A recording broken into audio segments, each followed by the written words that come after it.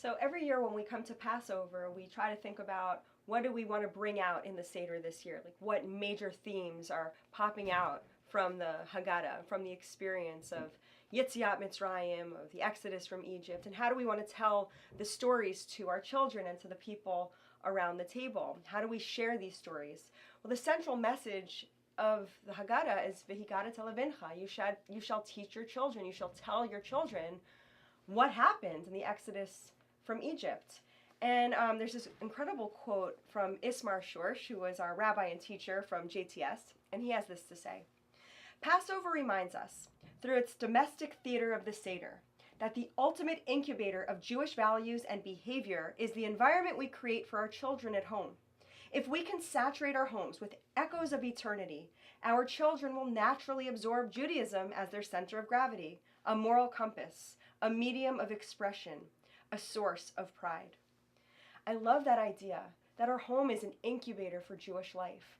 And it's important to me this year that at our Seder table, as we're sitting around, I want to hear, how have our children absorbed Jewish life? What are the stories of the Exodus? What are the aspects of the Exodus that are important to them? And I want them to be able to talk about their own lives in the context of liberation, freedom. What is important to them about this experience of sitting at the Seder table, of telling the story? So my blessing for us is that we're able to bring that kind of experience out in them, that they feel comfortable to tell stories, that they feel comfortable to ask questions, so that we can fulfill this mitzvah of V'higada televincha.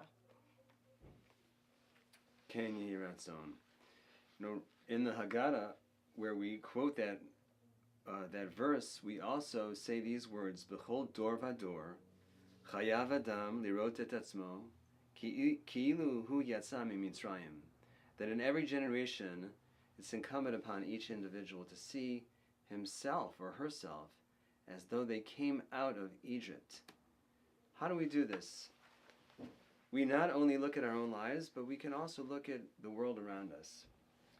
When our ancestors, the Israelites, came out of Egypt, they came to the Yam Suf, and God parted the sea for them so they could go through.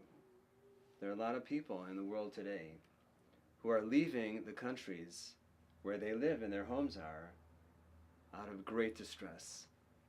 But the sea isn't exactly parting from them. There's no God to save them when they come out.